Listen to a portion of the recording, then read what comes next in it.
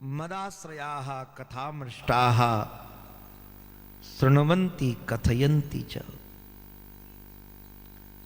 साधु की सबसे बड़ी विलक्षणता है उसका आश्रय परमात्मा होते। उनका आश्रय आश्रम नहीं है, बैंक बैलेंस नहीं, सेठ साहूकार नहीं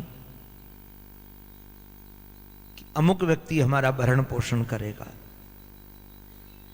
एक भरोसा है परमात्मा का। मद एव आश्रयाः मदाश्रयाः। नारायण, जब भगवद आश्रय होता है तो फिर भगवान पूरा करते भी है। हमने सुना कि शहंशाह हमारे राम तीर्थ बहुत दिव्य संत हुए हैं। ऋषिकेश के ऊपर एक गुफा है गंगा के किनारे, उस गुफा का नाम है वशिष्ठ गुफा। मानना यह है कि श्री वशिष्ठ जी महाराज ने वहां तप किया था। उस समय शहंशाह राम तीर्थ जिस समय थे उस समय तो सुविधाएं इतनी थी नहीं, वहां रहते थे, कुछ रसोई नहीं थी वहां। कहां से भोजन आएगा, कब आएगा, कौन लाएगा, कुछ पता नहीं। दिल्ली के एक उनके भक्त गए, उन्होंने पूछा कि महाराज आपको भोजन कौन कराता है? कहा कि गंगा मैया कराती है। तो पूछा कि वो गंगा मैया क्या मेरे को भी कराएंगी? बोले जरूर कराएंगे। मेरी मां उदार है, कोई अकेले मेरी मां नहीं, तुम्हारी भी है, गंगा मां है। महाराज सुबह से शाम तक दोनों बैठे रहे, कोई भोजन लाया ही नहीं। संध्या के समय बोले कि आप कहते थे गंगा मां खिलाएंगी, दिन भर भूखे बीत गया। स्वामी जी ने पूछा उस सेठ जी से, सच सच बताओ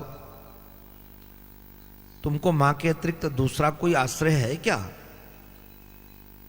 उन्होंने कहा कि महाराज कुछ रुपए पैसे पड़े हैं जेब में, थैले में। मैंने सोचा था कि गंगा मां नहीं खिलाएंगी तो कम से कम उससे ले लेंगे।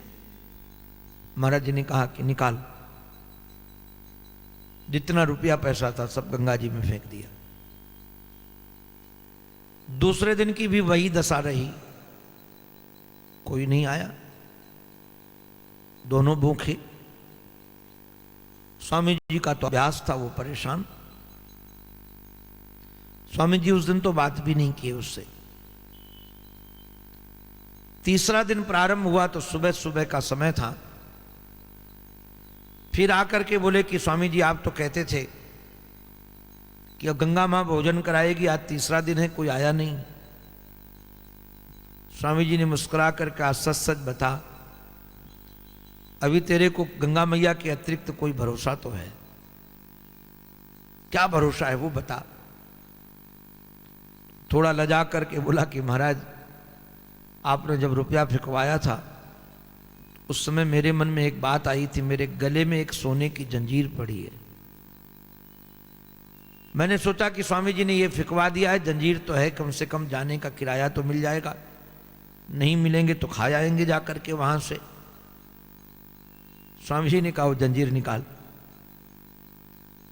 और जंजीर निकाल कर जो गंगा जी में फेंका, 10 मिनट भी नहीं हुए साक्षात गंगा मां स्वयं प्रकट होकर के दोनों को भोजन कराया।